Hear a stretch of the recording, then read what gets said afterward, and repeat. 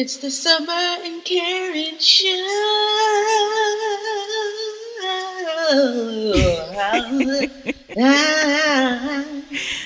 Yeah. No. It's official. The Ladies Love Hip Hop show will start now. Okay. Welcome. This is your girl, Summer Willow. And this is Carren. And we are the ladies who love hip hop. Yes. I said hip hop. Carren. With a bebop. Yes. It's so good to see your face. Yes, it's good seeing you too, Miss Summer. Yes, glad to be back. I know y'all missed us, but we're so thankful that you're listening to us right now, probably on SoundCloud. But let me remind you, you can listen to the Ladies Love Hip Hop podcast on iTunes now. iTunes, y'all. We have now blown up. It. We have now 2 followers. You're one of them. No, seriously. Thank you for supporting us. The support is great.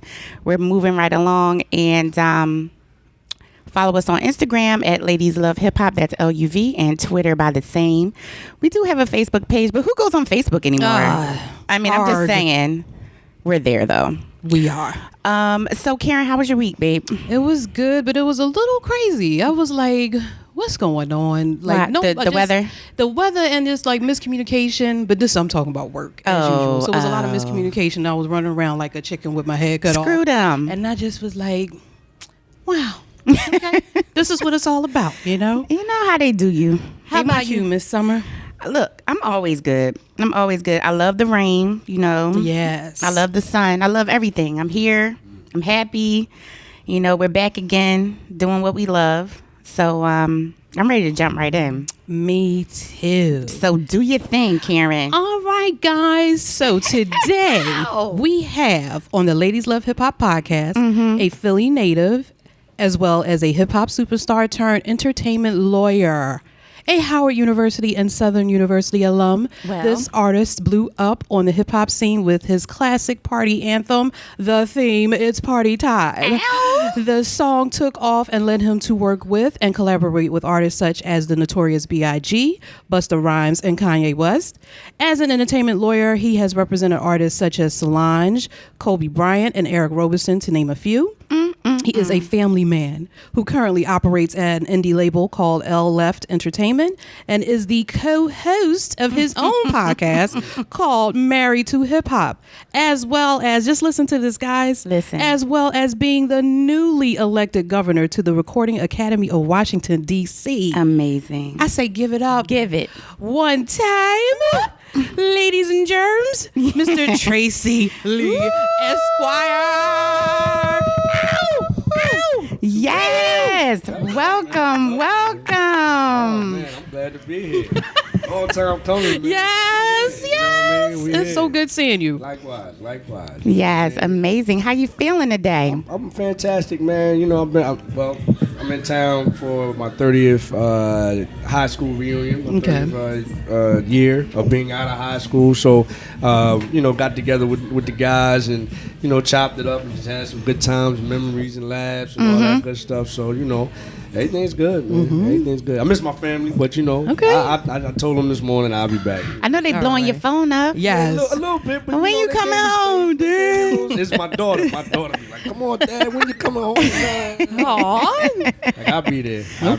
That is wonderful. Well, you look fabulous. Yes, you do. You ladies do, too. Thank you so much. Seriously, hip-hop puts no age. So, black don't crack. Exactly. Whether you know it or not. Yes. It doesn't.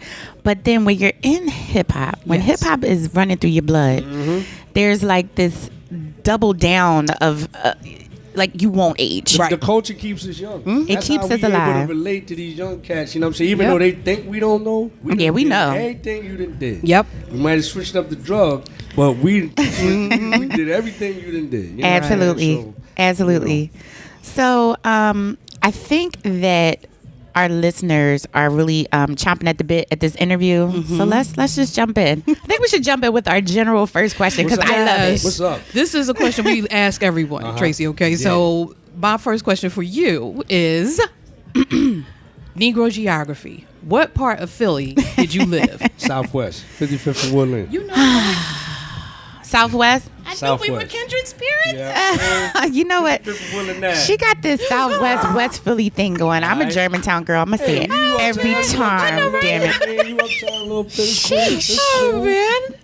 So, So now, where'd you grow up? Say that again. 55th and Woodland Avenue. 55th and that's Woodland. what's up. That's what's up. Okay.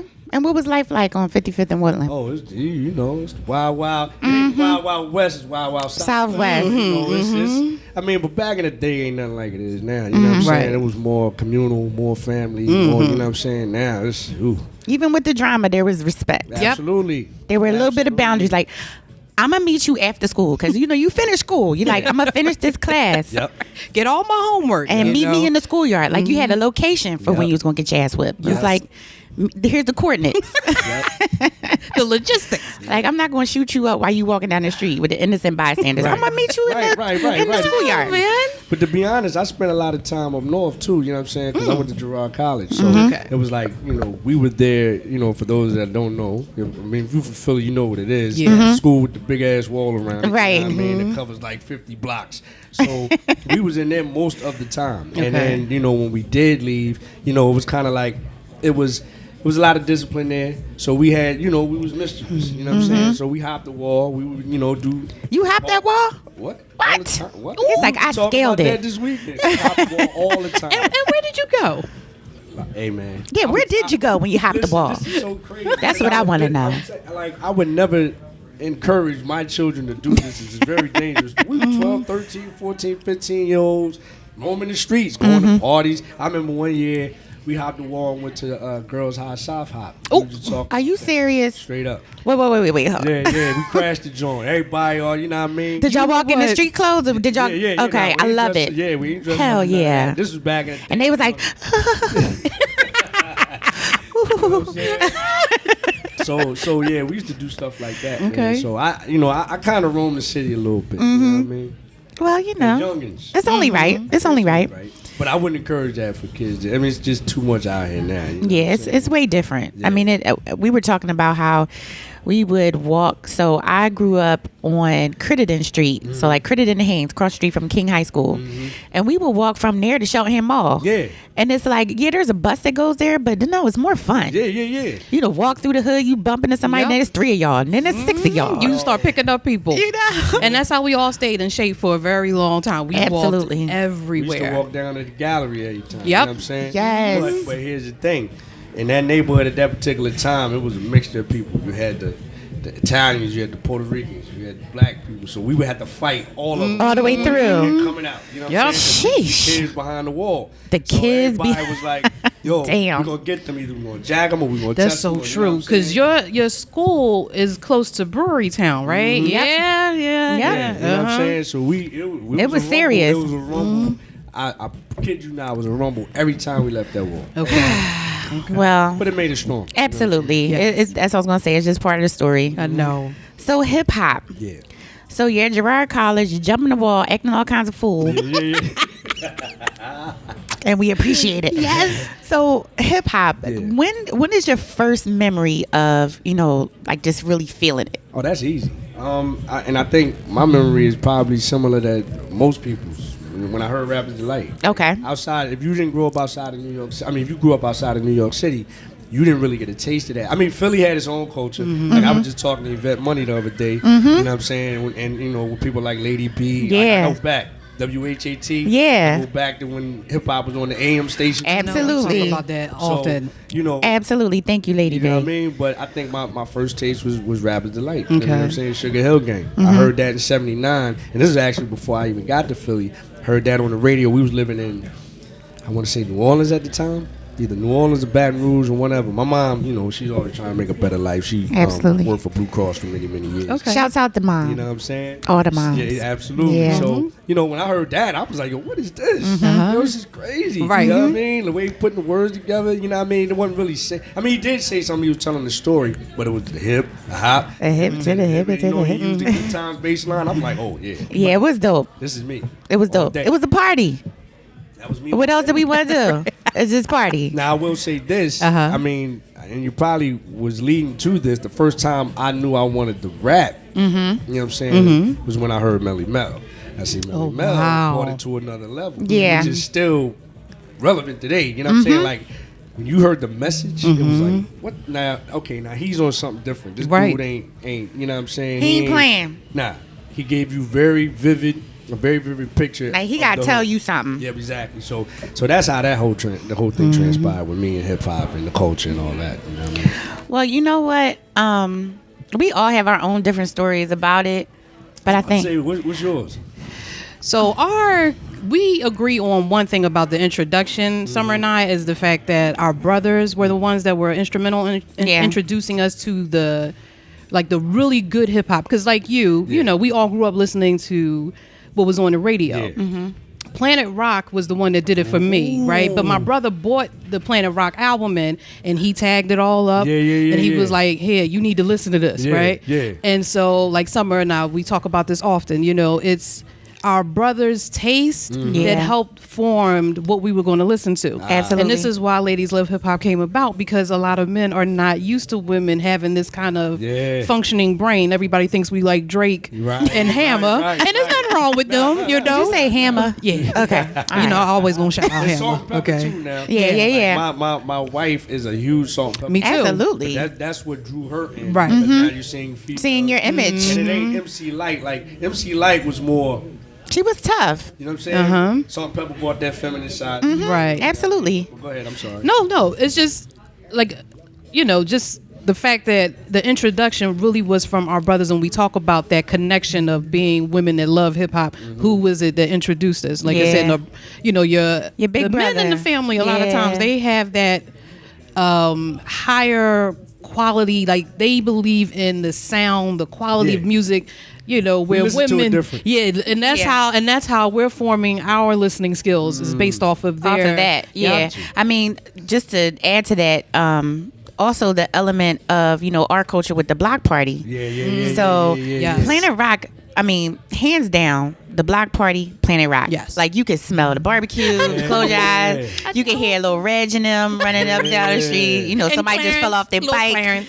But that song somehow it stirs up so many feelings. And it brought another element of the culture, like pop lock. The pop, you know yes. Like, And the rock too, you know. Could you pop lock? You know, I could pop lock a little bit. Okay, you know what I'm saying? okay. I wasn't the greatest. You know what I mean? I did my thing. I could hold my own for a second, but then other cats would get out there and just start. I'll be like, Yeah, you're like, oh, let me back up. Right. Let me, This is what I do. let me Give me the dust mic, off that you know what I cardboard mean? for you. Go ahead. But I think the first person I fell in love with was Chuck D. Chuck D was, and I was listening to everyone else. I was still listening, but when I heard first of all, his voice, just at all, I don't care. He could have been singing Peanut Butter and Jelly Time. Yeah. But his voice is so, right.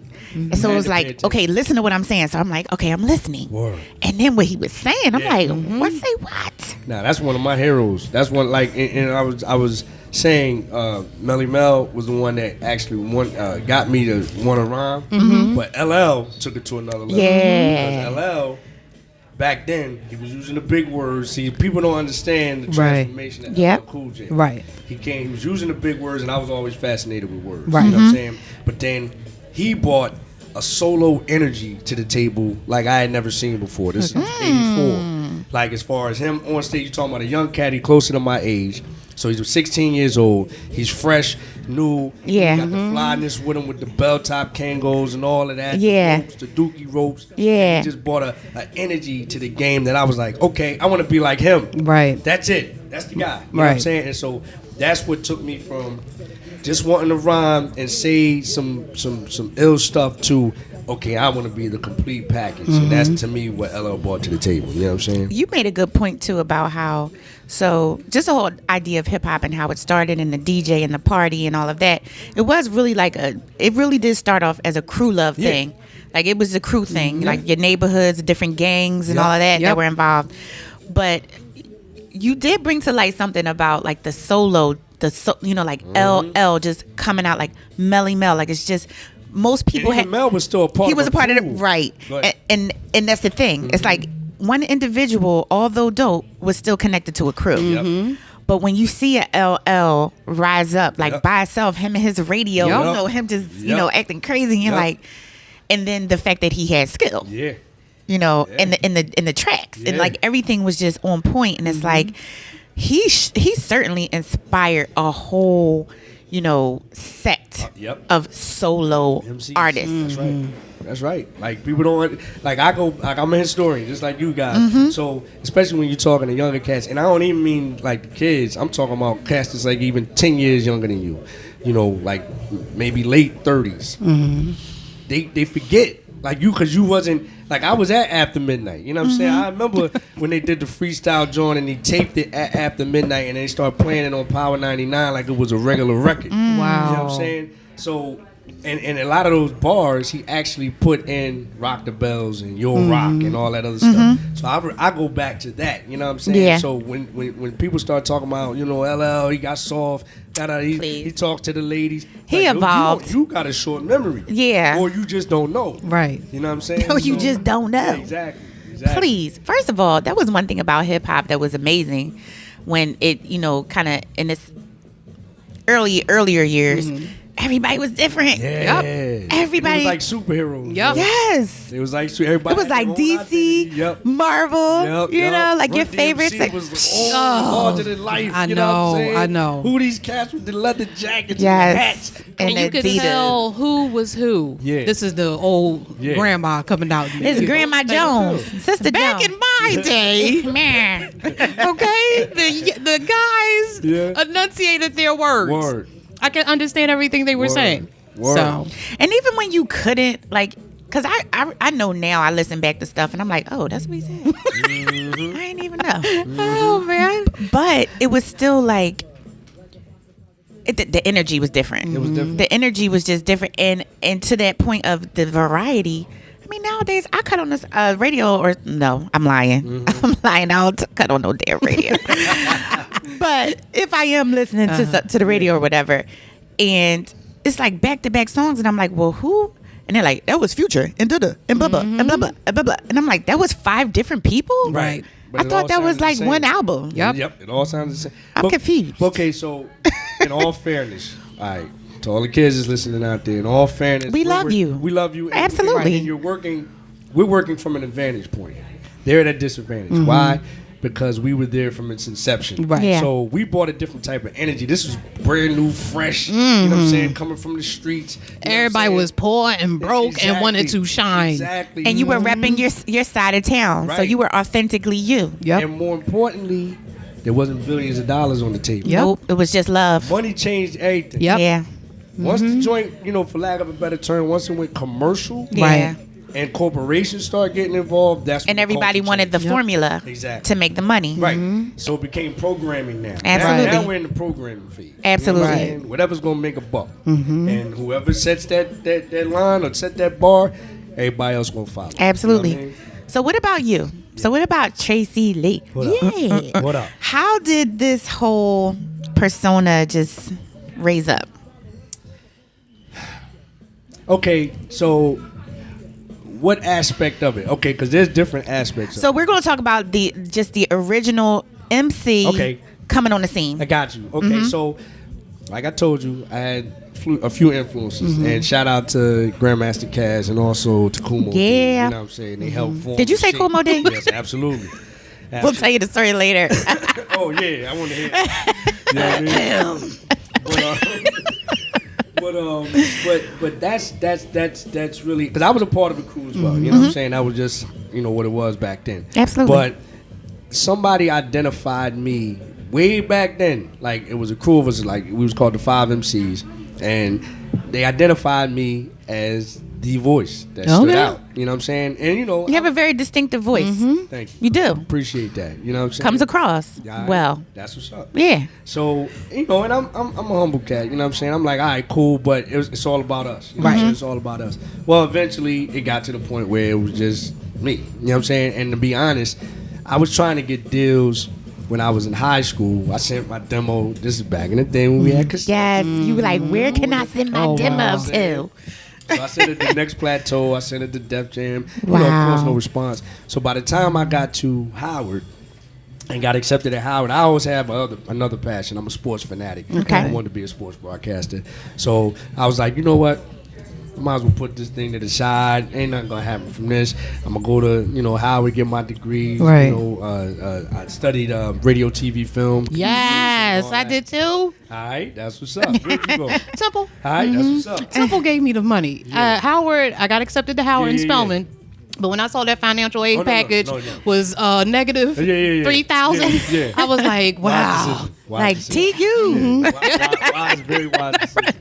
So man. You know what I mean? So when I got to Howard, it was like, all right, the MC thing ain't panning out for me. So I'm gonna just, put my nose to the ground, get my degree, blah, blah, blah. But as I was there, I ran into a whole lot of influential people in the game.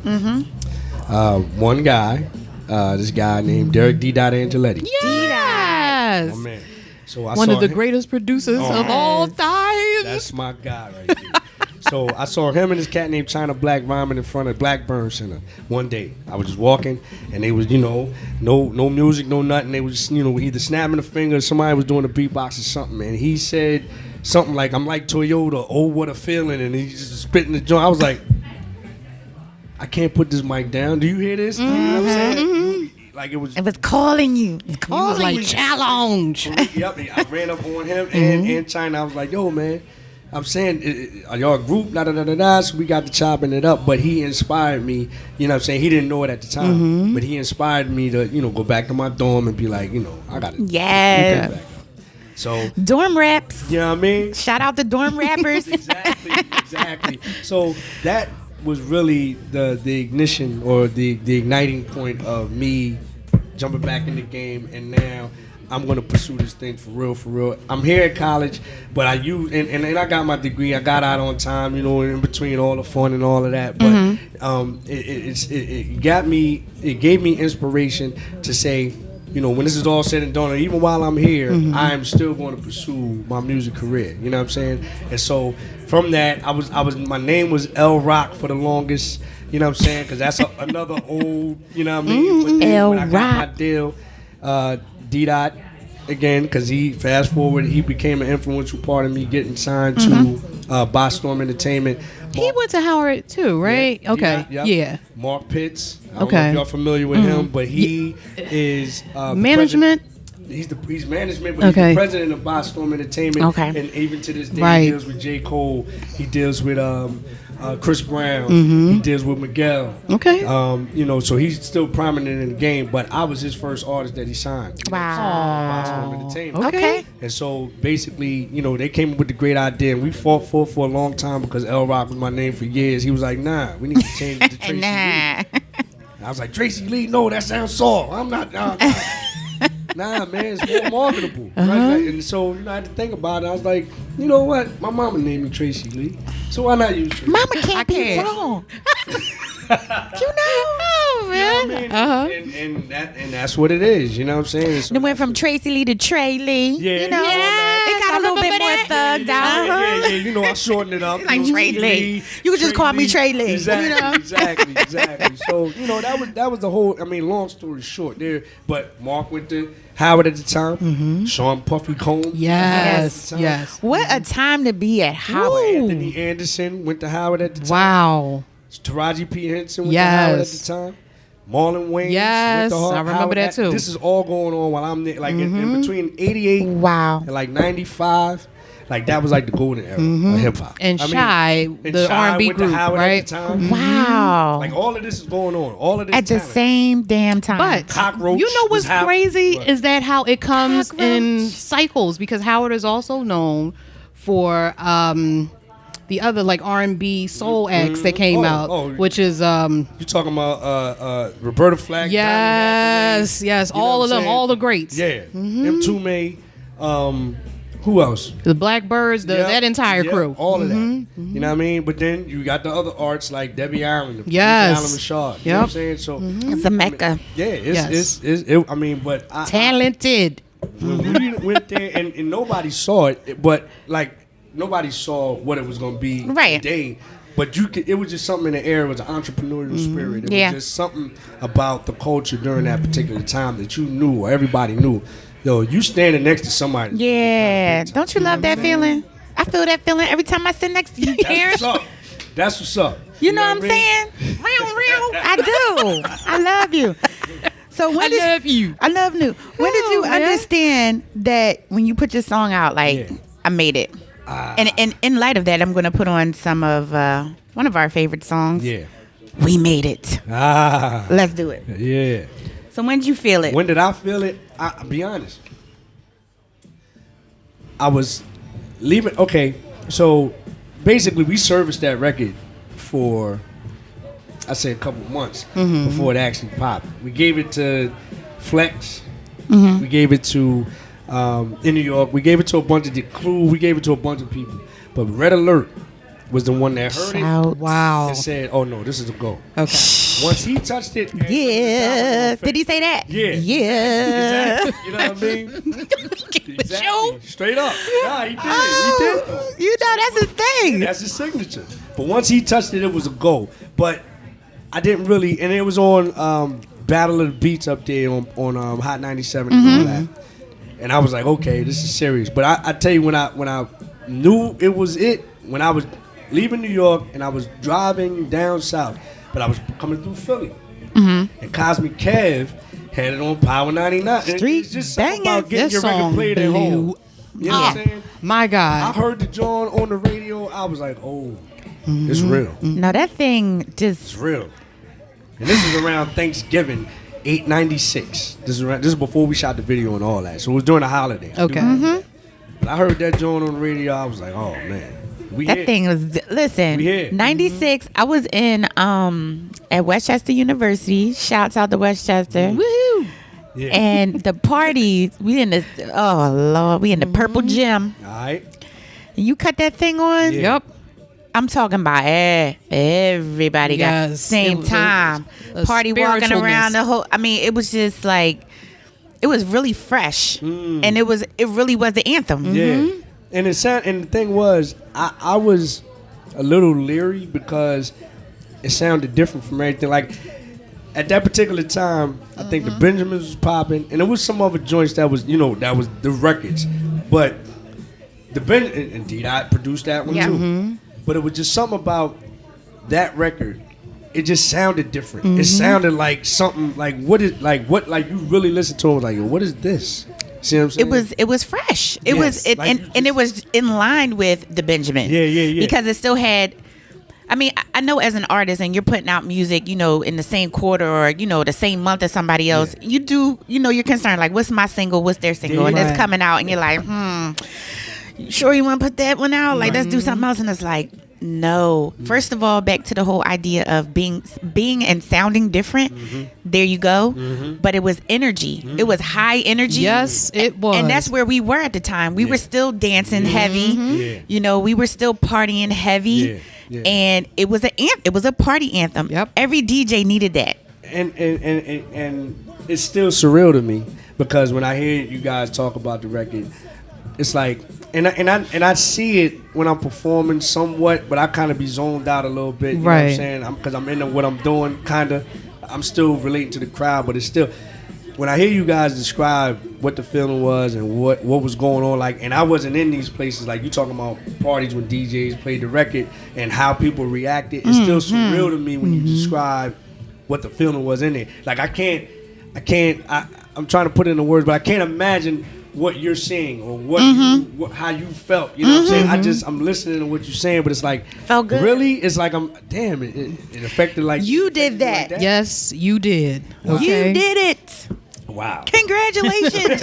You did it. So this your album and single, this is coming out while you are still at Howard? No. I graduated Howard in Okay. 92. Okay. And so, we're getting back to that. Yeah. I'm trying to fast forward, but now we coming back. Rewind. Cool. So I graduated in 92. And once I graduated, I'm still, because I'm pursuing my music career. So I'm still trying to figure out, how to do that and still survive, and make money and all that other stuff. Because I didn't want a 9-to-5 now. You know what I'm saying? I didn't want to go work for anybody. Get a taste of that. You know what I mean? Yep. So I started doing just stuff to make it. You know what Yeah. I'm saying? Some stuff I'm not proud of, but I had to do it. You know what I'm Right. saying?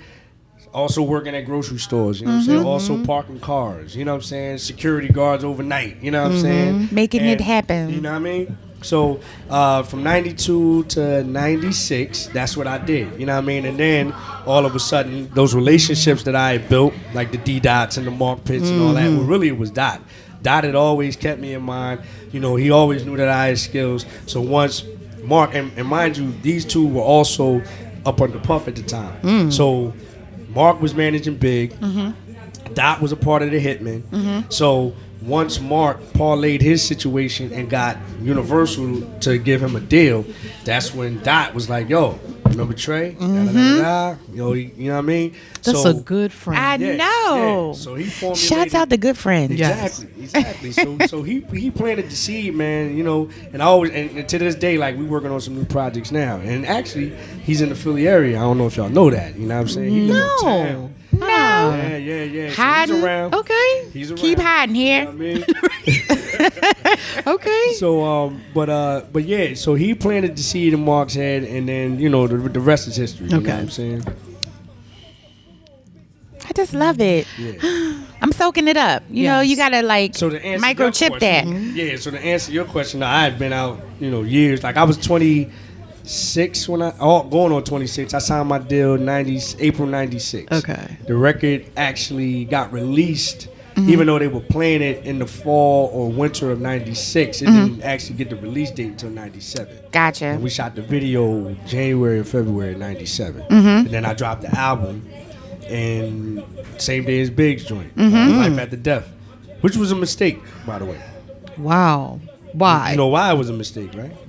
Why are you dropping me on the same day as Big? Don't nobody know. See, didn't we? Right. But see, didn't we just talk about that? I mean, it's you concerned about Off stuff of like one that, single, you can't drop Right. on one single. Right. Nobody Right. knows Tracey Lee. They know that record, right? but they don't know me. And as a matter of fact, that record wasn't even supposed to be the first one. Wow. We had dropped the joint called Showtime with Faith Evans on the front end of that. You know what I'm saying? Wow. And we used the Road to the Riches beat. Yes. Crazy. Wow. We did another record. Nobody would play it. We did another record that I jacked D'Angelo's Lady. Kid Capri loved that record, but we couldn't get the clearance. And as a matter of fact, at that particular time, Jocelyn Cooper, who had some say-so in the publishing of that record, she was also the vice president of Universal. So I could never understand, yo, I'm on your label. How come you can't clear this record? That record was out of here. That was supposed to be a setup to the theme, then would set up the album. Yeah. See what I'm saying? Because we could have ran with that for a good But how did that feel? 12 weeks. I'm kind of like trying to jump in your shoes on Yeah. this. That had to be all kinds of frustration. Oh, I mean, absolutely. to the point where, I mean, you're just getting started. You're just like budding as, I mean, we're our own worst critic. So whether you believed it or not, the single was hitting, right? But I understand, like, no, I need more momentum. Like, we got to put, we got to set this up. And how did it feel to have, I guess, not the control that you wanted? At that time, it was more frustrating later, once I got hindsight. You know what I'm saying? At that time, I was frustrated, but my whole thing was I just wanted to be heard. I wanted to get on. I wanted to put the record out for the masses to judge, because I had gone, this was 96, right? I told you. You waited so long. 8 years. Yeah. When I finally decided this is what I was going to do, it took 8 years for that moment. So I had tested the waters in every other aspect. My crew, they heard my records. People in Howard, they heard my records. Some people in D.C. heard my records. People back at home in Philly, they heard my records. The people that, you know what I'm saying? Now it's time for everybody to hear. Right. You know what I mean? So it's like I just went I followed instructions, because I'm thinking, you know more than I do. Yep. You're in that position. I got to trust where you're guiding the ship. So when you say, okay, we're going to put this single out. Oh, it's popping. Let's put the album out. I'm like, I don't know, but you know what? Yeah, you know what's best, do it. Go ahead. Yep. But I did know you can't drop my joint the same day No. as Big. Right. Not only because it's Big, and this is after he passed. You see what I'm saying? Right. So the He passed focus on and March everything 9th. was on him. Yep. He passed on March 9th. The album dropped March 25th. Everybody's focused on Big. You know what I'm saying? Yeah. Right. Not to mention, even though me and Big did a record, nobody knew Big did a record with me. Why? because I never got sticker rights. Damn. Meaning, you couldn't look on that album and see nowhere on there where it says featuring Notorious B.I.G. You couldn't, when you know how when we used to have Funko Mart and all that. Yeah, and you put it the sticker right there. There was nowhere on it. It's the draw. Nowhere. Why? I have my theories, but we couldn't get rights. Right. You know what I'm saying? I think Puff had something to do with it. Mm-hmm. That's just me. You know what I'm saying? But yeah, that's just that. I mean, I'm being straight up. You know, and people probably, you know, in that camp, you know, probably, oh, he's hating, da da da da. That's just what I believe. Right. So if we can't advertise that Big is on the record, and you put me out the same day as Big, and you're gonna try to put the joint right next to Big's joint, if I ain't advertising that Big is on my record, it makes no sense. Right. People gonna look at Big's life after death. He just passed away. God rest his soul. They're gonna pick his joint up. Tracey Lee, what? Mm-hmm. Who is that? Like you can't even make the association that I even made Party Time. All people know is this party. Right, yeah. Mm-hmm. Exactly. You know what I'm saying? They don't know that Tracey Lee did that record. They just know it's Party. They know when it come on. They hear the sound, but they can't make the relation. You can't correlate the two. You know what I'm saying? So were you touring and everything? Like when because the record is popping, right? So are you touring? Are you doing press? Yeah. Okay. We're doing the promo runs, you know what I'm saying, up and down the East Coast. Like most of my following was, you know, from I would say Boston all the way down to Atlanta. Okay. That's like my core. You know what I'm saying? The Carolinas popping. Virginia, we popping. You know what I'm saying? Of course, Philly, DC, you know, we popping. But then part of the promo runs was also hitting the Midwest, hitting Cali, you know what I'm saying? So we would do like major markets, Chicago, LA, never really hit the South like Houston and none of that. So, but like I said, it would go as far over and as far down into Atlanta. We did Chicago, we did LA, we did the Bay Area. But it's still middle America that don't even know who Trey Lee is. A lot of people didn't get up on it like in St. Louis. I got a nice little core fan base in St. Louis now, but they didn't get up on Trey Lee until maybe the summer or fall of 97. Okay. You see what I'm saying? So it took a minute for it to, but by that time we on the second single, which didn't really follow up on the theme. I liked the record, but that wasn't supposed to be the record. You know what I'm saying? And so next thing you know, my momentum is shot. Wow. You know wow. The politics of the business.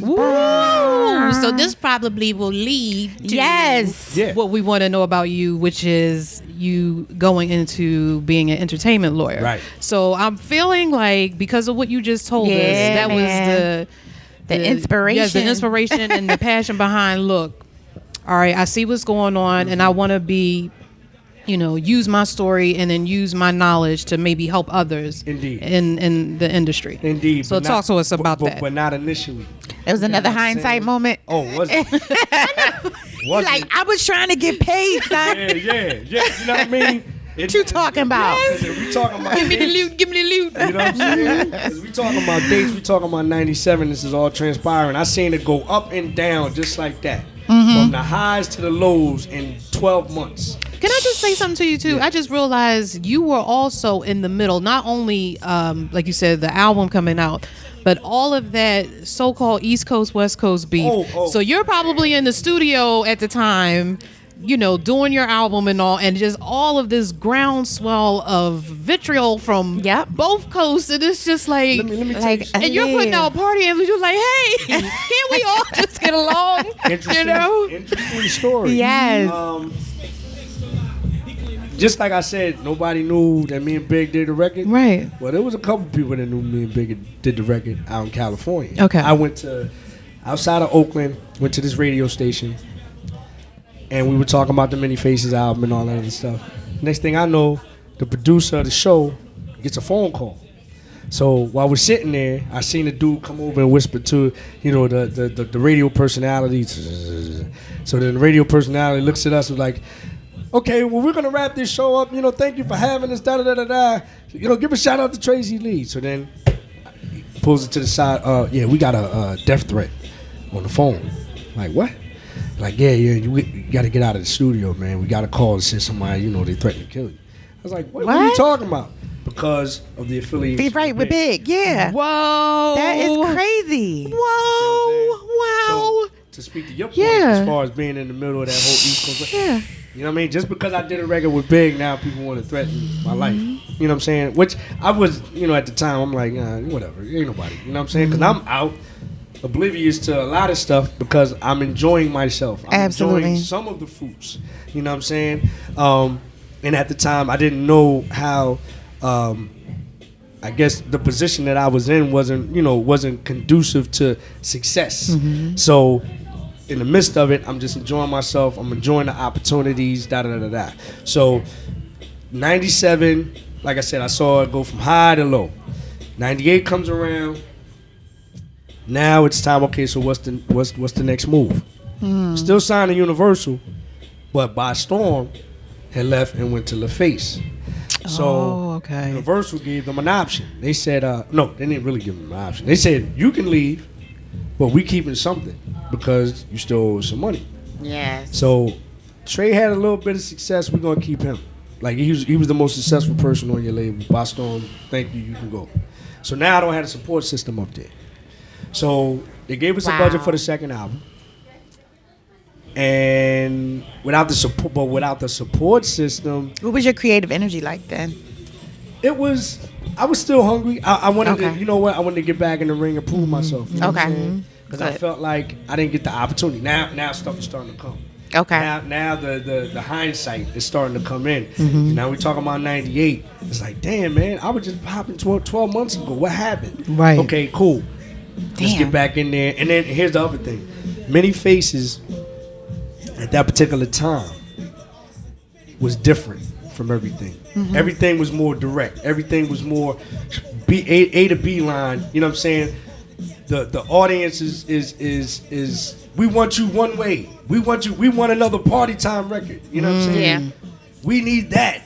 We don't want this many fake, like, what are all these different ideas and different identities? Are you schizophrenic? Like, no, we want this.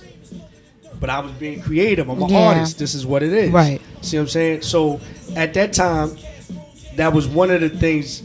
Not only don't you know Trey Lee, but now you can't get a beat on who Trey Lee is because Many Faces doesn't give you, the average listener a direct approach. You know what I'm saying? So second album comes around, or time to make the second album. Now I got this thing in my head that, I gotta be this way all the time on every record. Man. You know what I'm saying? I'm a little confused now. You know what I'm saying? Yeah. Now, mind you, a couple years after that, you get Sweat and Suit. You get T.I. versus Tip. And I wasn't the first to do the split personality. Redman did it way before I did. Oh, yeah. You see what I'm saying? So why is it so confusing that I do it and now you don't get it? I guess it was the That baby industry. You know what I'm saying? So 98 comes around. We get the budget for the album, but also we are low on the totem pole because here comes Cash Money. Here comes Nelly. Damn. I'm getting lost in the sauce. Yo, these are jewels right now as I'm talking about it. Yes. You know what I'm saying? I know. I'm like, Yeah. You know what I'm saying? damn you, Cash Very, Money. very vivid picture you're painting. Yeah, Seriously. seriously. Cannabis. You know what I'm saying? So he's popping a little bit right now too. So now Tracey Lee, no support system. You know what I'm saying? All these other priorities are coming in, but they still give us a budget to make the record. So we started making a new album like 98, 99. Got, D-Dot is spearheading it because Mark, like I said, Mark is still getting executive production, but me and D-Dot are in the trenches. We in the studio trying to come up with something that's more direct, and I'm kind of talking reckless. Like it's a good album. The skills are still there, but as I listen to that album, I'm like, that ain't me. You know what I'm saying? Like, I'm talking all kind of recklessness. You know what I mean? I got people with me with the joints and other, you know what I mean? Like. And I'm listening to it. I mean, like I said, I don't want to discredit it. It was called Live from the 215. It's a dope album. Production is crazy, but again, internally, it's like I'm battling something that, like, that ain't really me. But from an entertainment perspective, okay, I'm gonna give the people what I think they want. Yeah. Okay. So we make this record. We got a young Kanye production on the record. We got D-Dot spearheading a lot of people. We got Chucky Thompson. We got, Buckshot at the time was on the record. Yeah. Corrupt was on the record. We got some dope features and all that, and we putting this thing together, but it's just sitting and sitting and sitting. So then finally, 2000 comes around. They ready to drop it. We shot the video. 2000. Got the budget in 98, 2000, and finally they're ready to drop it. We shot this joint called We Like. shot it in Atlanta with Brian Barber, who was Outkast, who's Outkast videographer at the time. Like we getting all of these cats that people know, you know, once they hit a certain level, they like big time. We catching these cats early. Yeah. Got a young Ludacris in the video. Got a young Lil Jon in the video. They making their first cameos. You know what I'm saying? So we down there, we having fun. You know what I mean? The video was hot. We dropped the record. They serviced it a little bit, but not too much. We go down. We start a promo run with Ram Squad. We in the van with them up and down the East Coast, right? So then after we did that promo run, we get back to New York. They tell us, okay, cool, this is, I never forget, either was January 2001. No, January 2000. They sent us on a flight to Miami. They said, we got a showdown in Miami, right? So they sent us on a flight to Miami, and this was kind of an omen. We get there, it's raining the whole time. Oh, jeez. Right? We get there, check into the hotel. Next thing when we get there, oh yeah, the promoter calls, the show was canceled. No. Right? So okay, cool. We get to enjoy Miami. Okay, they was like, yeah, you know, just stay down there, have fun, blah, blah, blah. But it's raining, so we can't really do much. By the time we got back to New York, when I swear, when the wheel touched down and I got my bags, I got a phone call.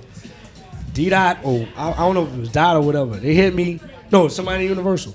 Thank you for your time at the label. Your services are no longer needed. Woo. Is that how it went? Straight up. Come to the office next week. We got a parting gift for you. Shut up. Word. What was the parting gift? It was a couple dollars. Was it Okay. a squeegee? Some of you are nuts. What? It was oh man. It should have been. It was a couple dollars, and the boy Monty Lipton. He said, and this was at the time that this was in the beginning stages of kind of go and build your stuff independently and then come back and see us when your numbers are up kind of thing. Now what they doing now with the internet. You know, Yeah. You know. So it was at the beginning stages of that. They gave me a couple dollars and said, you know, maybe you can go and do the thing independent and come back and see us. Da-da-da-da. So Cut the root. Yeah.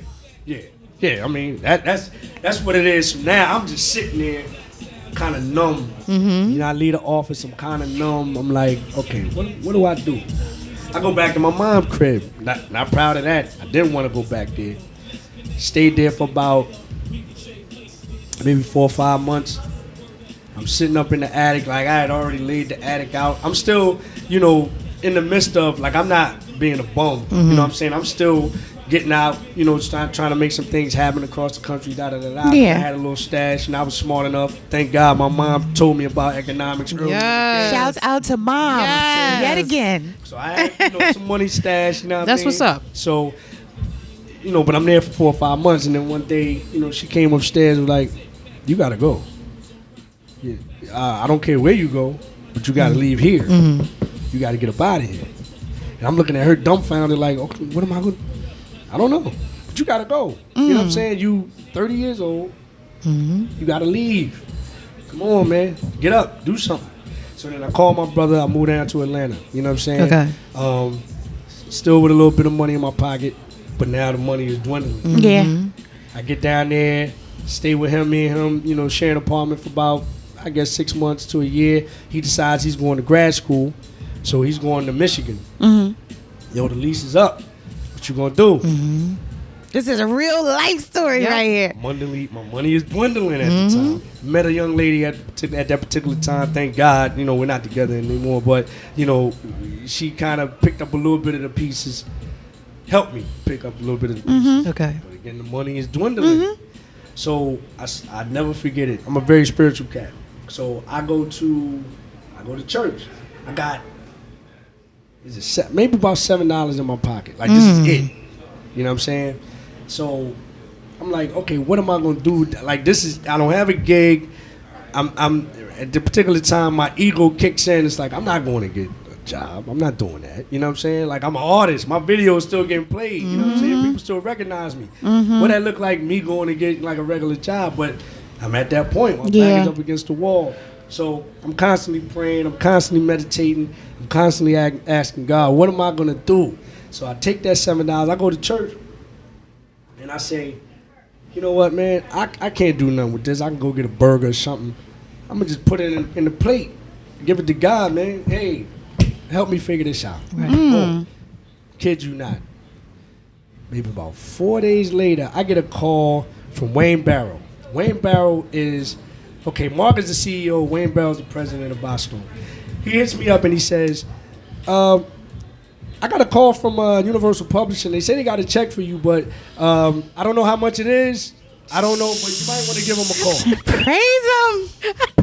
I said, Won't okay. he do it? Hallelujah. These are facts I'm talking about. Right?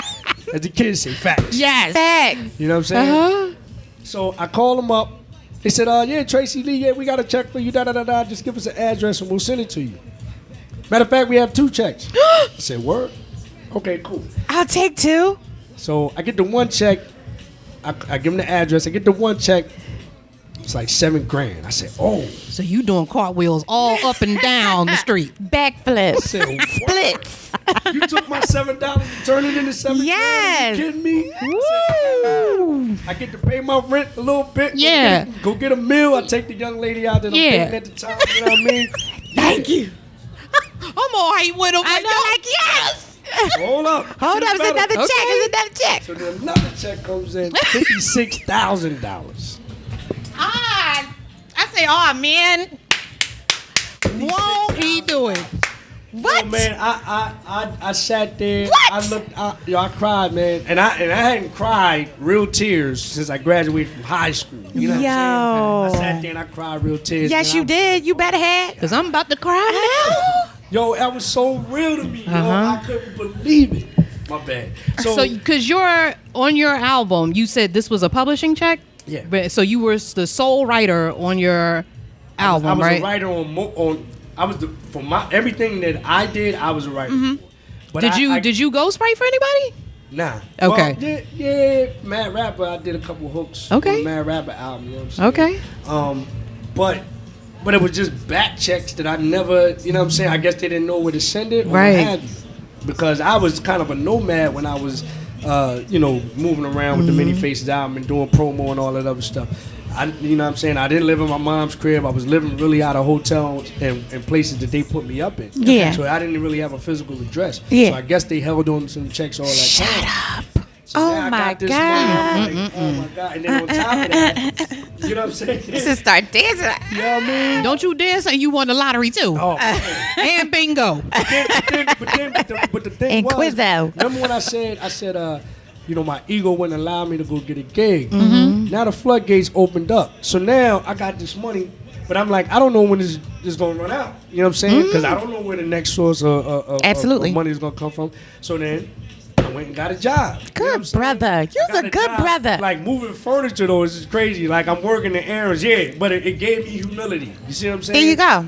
And the funny thing was, I'm moving somebody's couch in they crib, right? And they in there, they smoking or whatever. You know what I'm saying? It's like, yo, put it over there, da da da da. So then BET's on though, and they watching, videos. Don't say your video came on. Yo, No way. listen. So I'm moving the joint. No. I'm sitting here laughing. 'Cause I'm moving it in there, and I'm watching them chief on the couch, and they chilling. And the video comes on, right? So they rocking. So then they was like, all right, cool. So then one of the dudes looks me in the face. Then he looks at the video. He looks back at me in the face. Looked back and did it again. It's like he said, hold up, man. What are you doing here? I said, Oh, "What you mean?" wow. He's like, yo, that's you, right? I was like, yeah. He's like, what are you doing right here? I was like, hey, man, I got to do what I got to do. That's right. Now, the funny thing is, he's like, yo, he's dapping me up. So I took a little break. I sat down, started. Okay. Yeah. Win it room. I'm supposed to get back to the store. I'm like, nah, let me sit in. You know what I mean? So we chopping up, we talking, and I explained my whole story. He's like, yo, man, you the realest dude I ever met in my life. Like, you went from that to this, and it don't even phase you. I was like, it took a minute for me to get here, but, this is what it is. That's amazing. So, going to the law school thing, of course, I took some money, I paid some bills, took the rest of that money and I put it away and I said, okay, I need to make a move. So at the time while I'm in Atlanta, I'm still making records. You know what I'm saying? I put out this joint called Ready, Willing, and Able, released it independently, made a little bit of noise. I'm also doing some stuff with Nike. Me and John Sally, we do this thing called the Battleground. It's like a women's basketball tournament. So me and him are in New York, Atlanta, LA, You know, shout out to my cousin 8 Miles who had hooked it up. He still works for Nike right now. Okay. I didn't know you had a part of that. Yeah. I mean, What's his name? My cousin? Yeah. Adrian Miles. Okay. All right. Yeah. So, you know, as a matter of fact, I was just looking on YouTube. There's still some footage out there of the Battleground, you know what I'm saying? Because they showed it on MTV too. So, you know, I'm making some money doing that. Blah. But it's like, I got to figure out a plan, though. I got to figure out, you know what I'm saying, still, even though I'm doing records independently. So then, along with the money, shortly thereafter, I'm still praying to God, you know, I'm still trying to find guidance. Then all of a sudden, he hit me with another revelation. What did he hit you with? Go to law school. I said, what? Lord, why? Yeah. Speak to me, Lord. Speak to I me. don't want to go back to school. Right. No. Seriously, go to law school. Serves a few purposes. Number one, for myself, because I'm still, to this day, even as a lawyer, I still do music. So I still have, you know, these aspirations to create work. But this time, you want to protect yourself. You want to armor yourself. You know what I'm saying? And make sure you don't run into situations like you did in the previous contract, where in hindsight, there's certain things that I would have negotiated better. Right. Kids out there, when you get yourself into a position to get a deal, make sure you hire an entertainment attorney. Say it again. Kids, when you get yourself into a position to negotiate a deal in the music business or in any business and entertainment, get yourself an entertainment attorney. That was the first mistake I made. When I signed my deal, 96, I hired an attorney. Just a regular old regular ass TV attorney. You know what I'm saying? Corporate, didn't understand none of the lingo, none of that. You know what I'm saying? He ain't even like hip hop. And the other thing is, the corporate part is his interest is for the corporate side, right. not you. That's yeah. So, you know, that was the first thing. So, like I said, in hindsight, I probably wouldn't have signed that deal without better negotiation. So it's like to protect myself, but then also protect them youngers that's coming up. Absolutely. You know what I'm saying? Because they don't know. They're not going to encounter, or they're going to encounter the pitfalls that you did, but you know what I'm saying? You didn't really have anybody to protect yourself. Right. Now they got somebody that not only understands the lingo, but did that and still doing that to this day. Still doing Respect music. what you're trying to protect. Exactly. So yeah.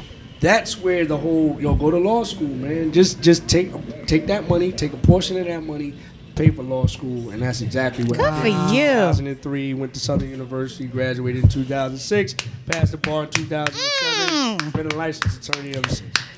You better tell it. You better tell it. And I remember, I don't know what I was reading. I don't know if I was reading like a hip hop magazine or I saw it online, but for some reason it was your story and EST, right? About how you can start off in the industry one way and transform your life and brand yourself in a totally different way. Absolutely. And I said that really gave me so much respect for you and EST, because it was just like, wow, like y'all didn't. That's my own. Y'all didn't, but y'all didn't crumble, because I know Summer knows, and most people who are aware.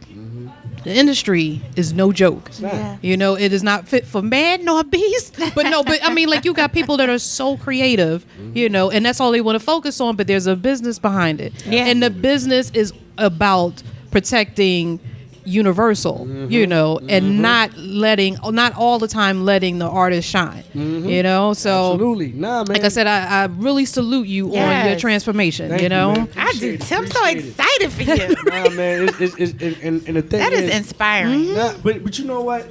And it's growth. Yeah, it is. It is. I mean, it took a minute, this evolution, you know what I'm saying? And I want to commend these kids because they are, and they're supposed to be better than you. Yes. They are a little bit more business savvy than we were. Yes, what they I'm are. saying? Like, they are creating their own work. Yes. They're owning their own work. They're putting it out themselves. You know what I'm saying? The internet changed the game crazy. Yes.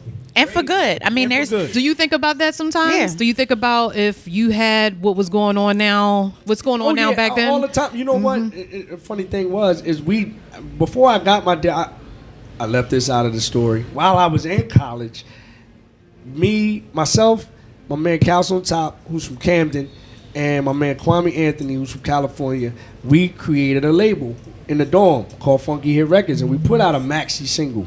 People that don't know what a maxi single is, it's really a lead single and like a couple of other records on the B side. Okay. So we put Dorm that out labels. serviced in the record. Come on now. You know what I'm saying? What? So we were kind of in the forefront of that back then, but again, it's different now because we didn't have back then. We had to service the record to record pools in order for more people to hear it. Mm-hmm. Now, you put it in the computer, press a button, you can get it to Everything. work. Yep. Right. You know what I'm saying? Mm-hmm. So, to your point, or to answer your question, yeah, I think about that all the time. If we had access to what these kids have now, ain't no telling. And the business still runs itself when it comes to the mainstream of income, which it shows. Right. And I feel like with the internet, specifically like Instagram, you can put that minute clip up. Yeah. It's like your promo kit. Yeah. You know, where you were searching for, like you say, where am I going to send my demo? You're trying to figure out where am I going to send my promo kit so somebody can look me up. And then it got a little bit more electronic. You could do it online. Right. But I mean, quite frankly, somebody, if they hear about you, they can look, see you spit. You can be sitting on the toilet, see you spit real quick, and then be like, yeah, I'm gonna have him open for somebody all the way over there. Right. You know, and then that will start your performance, you know, resume. And quite frankly, we all know that's where the money comes from. Right. That's You right. know, it's from your shows and how much of your performances you own. Right. And when you're doing shows and you're self-managed, it's like, oh, that's gonna be me. You know. And so therefore you cut out the middleman. You know what I'm saying? Absolutely. You cut the label right on out. Yep. Or you can demand, if a label wants to approach you, you can demand You gotta a do lot better than more. me. Yeah. Better than I do for myself. Right. Exactly. My friend. Exactly. And usually they don't. They don't. You're right. But then they take everything too. The 360 deal. See, that's something that's different too. Yeah, stay away. Because there's no money being made off album sales. Like Right. you said, most of it is performance. And then not only performance, it's really based off of your brand. Yep. So now they want a piece of that. Everything. They want a piece of, if you're selling ketchup on the block, you want a piece of that. Damn. How you gonna get some of my ketchup though? You know what I'm saying? You ain't put it on this ketchup. Word. I grew these tomatoes in my You yard. know what I'm saying? So the game has changed. Yeah. Man. But I like I said, I think the internet, and like we said, I think the internet changed it for the better. Yeah. So what's next for you? More music. More music. Just expanding the brand. You know, we have the podcast now. You know what I'm saying? Again, the internet changing the game. You know what I'm saying? Yep. You know, and just, you know, expanding on creation, man. I posted something on Instagram the other day, and I mean it. Like, I took making music for a living all day, every day for granted. I wish I could get back to that. You know what I'm saying? I work a 9 to 5 now. I do contracts for the government. You know what I'm saying? I don't want to do that. Right. You know what I mean? Like, I'm a that's not my government passion. employee too. Yeah. That's Yeah, I not my should sing passion. Kumbaya when this is over. You know what I'm saying? I need my job. Don't get it twisted, because I got kids and we got. I know it's good money. Yeah, I know it's good money. They But like need you to be said, protected. you can do that with your eyes closed. Right. But the passion comes from other stuff Oh, man. that you want to do, which is music. Yo, you know? man, listen, if I could do that all day, I tell my wife all the time, man, I wish I could just, you know, and you can never get that time back. Yeah. But that's what I'm aspiring to get to again. You know what I'm saying? To be able to support my You're family. on your way. That's what's up. Preach it. Put it into the air. It's there. Bring it into existence. It's already there. You know what I'm saying? That's how I operate. That's right. What you want? There it is. I'm doing a lot. That's right. You know? Now, let me ask you this. Now that you are the governor, Yeah. right, of the Recording Academy, Board of Governors. Board of Governors. Board okay. of Governor. Governor. What does that entail? What is your responsibilities? Voting, changing bills, changing the way people, as far as the Recording Academy and how you submit music, changing the maybe not changing, but revisiting some of the procedures. Okay. Recruiting, you know what I'm saying? Getting Nice. people into the academy. And I think from my perspective, I think one of the things and one of the reasons why they put me in the hat to be voted in, which, you know, thank, you know, the people that voted for me to be in, you know, or put me a part of the board, is changed the perception of it too. Yeah. Because now, you know, I'm coming from a different perspective. they know I'm a hip hop artist. They know I'm of the culture, but I'm also coming with a legal mind as well. Absolutely. So, I'm looking at stuff from all angles. Yeah. You know what I mean? So anybody that may have a perception about what the Recording Academy is about, now I could really, and I was one of them, but now I'm on the inside and I can see what it really is and judge it for what it is and then be able to disseminate that information to the people. You know what I'm saying? Amazing. Yeah. Amazing. You know what I mean? Well, Carren, did you have any final words? My final love. words. My final words is, first of all, again, I cannot express how excited I am to meet you. Thank you. Number Me too, one, man. and to actually talk to you and get all of this sweet, nourishing information. Yes. This is good for the soul. Yeah. I'm pretty sure that our listeners are going to be thrilled. And taking the time and just keeping your word, and I just appreciate that so much. I knew it was going down. First of all, y'all from the crib. Hey. Y'all get carte blanche treatment every time. Hey. Everybody from Philly, you know what I'm saying? And one, you know what I mean? Like, this is what it is. Okay. Man. I'm always encouraged and appreciative of people from the crib, especially that, like, I'll be honest, man, and this is really like a public service announcement. Yeah, y'all got to get me back to the crib and do more shows, man. I don't do enough shows In here. Philly? Yeah. Really? Absolutely. And I'm giving accolades to my city, but then also I'm about to, I've heard Say it. about this, though. I know what you can. Go ahead. Go Yeah, ahead, say because it. the Roots talk about this, too. Okay, so you know where I'm going with it. It seems like you got to leave Yep. to get some respect here. Well, I don't understand that. I don't get it mentality, either. bro. You know what I'm saying? You know what? I think it is just a little bit. It's because Philly, to me, is still a very blue collar town. We are not artists and stuff like that. Like, we have a rich music legacy. Sure. But we don't operate out of that mindset. We operate out of blue collar and some professional positions. So we're very business minded.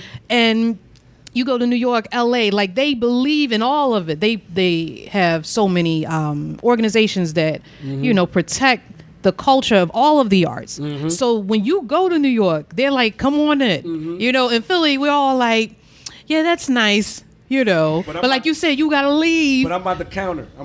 What you saying. Okay, all right. Because here's where the contradiction comes in. Okay. Philly will support some artists. Depending I just realized who you about to talk about. Depending on the content. Depending on what you're talking That's about. so true. You see what I'm saying? Like, if you're an artist for real, Yeah. but if you come with something, they like to say, oh, I can relate to that. I you know what I'm saying? Like, but it's full of negative vibes. Yes. For lack of a better term. Right. You see what I'm saying? If you're not coming with that, then they look at you sideways. But if you're coming with something that's going to possibly give you some time, oh yeah, let's chill and get this dude. You know what I'm saying? And that's where the mentality to me gotta change. I'm not saying you can't have choices, but why you always putting that in the forefront and put us in the Right. background? You see what Right. I'm saying? So, and I'm in a unique, I guess I'll call it a unique position where I don't fit anywhere. You see what I'm saying? I'm not old school enough. So I'm not with the schooly D's and all of that. Those are people I looked up to. They paved the way for me. I'm not in that category.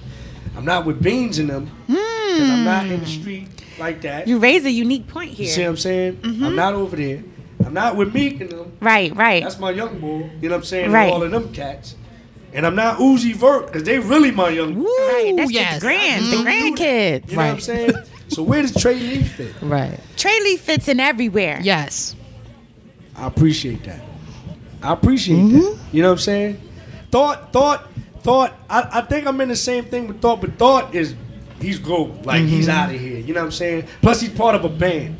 They got their That's what I was own gonna say. culture There's a themselves. different You know what I'm There's a saying? different draw there as well. Right. So that's what I'm saying. There's me. And I know there's a couple of cats that's, in the city that I mess with. You know what I'm saying? That, from an underground standpoint, like Journalist, that's my man. I love you, know what I'm saying? It's a couple of cats that's here. What's the young boy's name? He man. This is the fun part about getting older. Yeah. Like, who was that? I remember. Who had said Like that? the boy with the hat. Actually, he just did a record with David Banner. It's this cat out here, but he's on a positive vibe. And there's a couple cats that's kind of in the lane, but they not, they're not world renowned or known. So it's like it's always like, okay, so when somebody, like somebody tried to reach out to me for a show the other day. And here's the other thing. Somebody tried to reach out to me for a show, but they want me to do a favor. Like, this is my profession too. Like, you know what I mean? Don't insult me. I thought you was in Philly or you in DC. Because I'm telling them, I give you, know what I mean? Just get me up here. Or rather, just pay me a flat. I'll get myself up there and I'll book my own hotel. Oh, you want that? Oh, I thought you was already here. Da, da, da, da. So I'm like, all right, we can cut this conversation. Yeah. You know what I'm saying? Because I'm not doing that. So it's oftentimes I always wonder where I fit in the grand scheme of things. You know what I'm saying? Because I'm not a part of certain categories. You know what I'm saying? So you raised a couple points, and I'm gonna just hit them quick because I don't have to think about it. It's my own opinion, and think what you want. So for one, everybody keeps saying, with the Super Bowl win, that Philadelphians have this, we have this newfound pride in the city. Yeah. And I feel like there's a lot of things about the city that we love, and there's a lot of things that we don't love. But ultimately, I think that as a city, musically, we have low self-esteem. And I think that the best way for us to raise our self-esteem and our awareness of who we really are is to celebrate Tracey Lee, is to celebrate journalists, is to see what kind of music came from here. Because we got every artist around the globe wants a Philly musician, right? Yep, absolutely. Because they're dope. And when you talk about art, whether you're talking about spoken art, painting, music, hip hop, R&B, singers. I mean, listen, we are talent. That's right. But we have to appreciate which is what we're doing.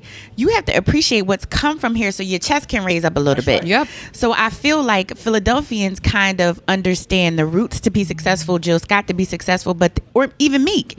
But they may not be able to find the middle ground. Well, I'm sitting with some of the middle ground right here. And you don't even know it because you don't know. So what we need to do is create a platform for you and others. The other thing is fiscally, there's not a bucket or a pocket of money for this type of music in the city.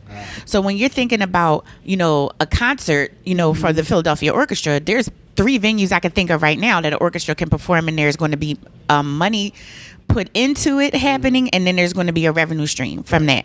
R&B, there's plenty of spots. Jazz, there's a couple of spots. Hip hop, Good point. There's not really a locale or this centralized or this one big bucket of money that goes into hip hop. I was really happy about Meek being sprinkled all over the Eagles. I really love that. But are you going to support hip hop?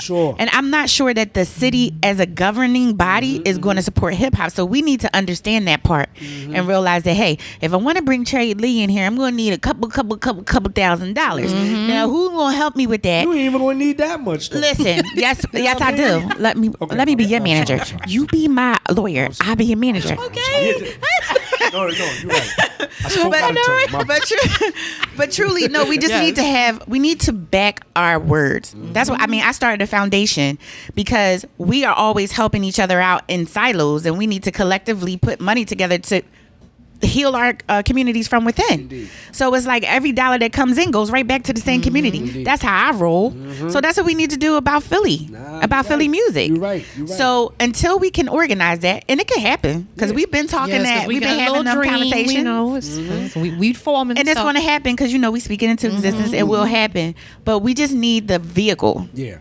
No, I agree. And shout out to Del P. That's what I was thinking of. Is this young boy? Oh, that's the guy you're talking about? Yeah. Okay. Real talented young cat artist, like positivity and all that, man. He just did a song with David Banner, man. And he's another Philly artist.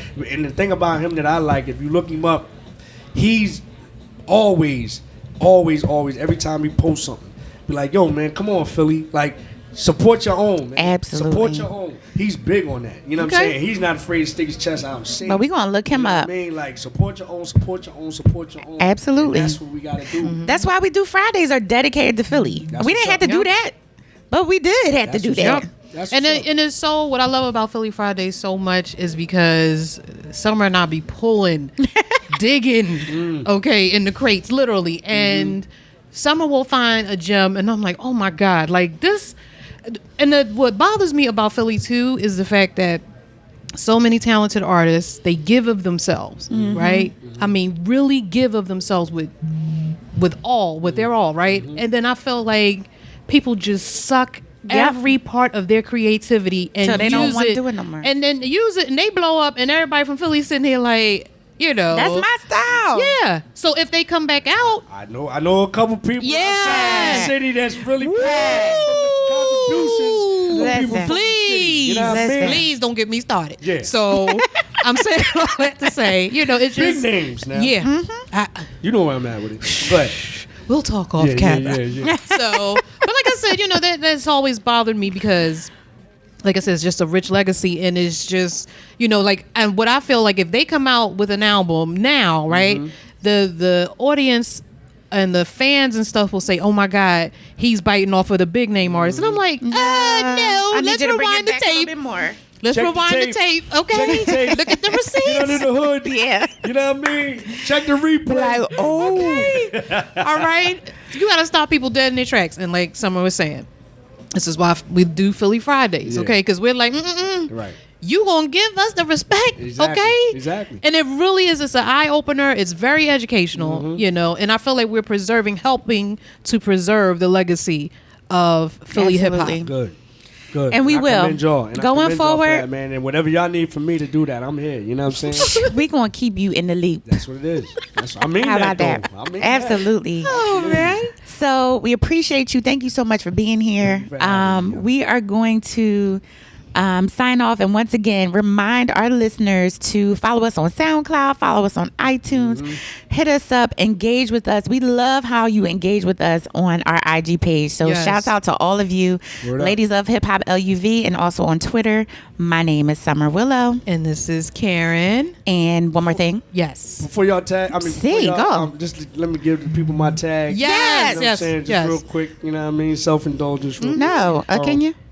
That's our bad. All right, at Tracey Lee ESQ. Yes. That's the IG page. If you're on Facebook, just look up Tracey Lee. I also got a fan page. Facebook gets no love. You know what I mean? Twitter, Trey Lee, TRAYLEE. And then my company tag on everything is at LLEFTENT. Okay. LLEFTENT. Also the website LLEFTENT.com. Okay. LLEFTENT.com. LLEFTENT.com. Indeed. Woo! And we apologize for that. No, it's all good. Tracey Lee, we appreciate you. Thank y'all. Thank you. Yes. This was beautiful. Yes. We love this. And everybody out there, remember to keep it hip hop. Take me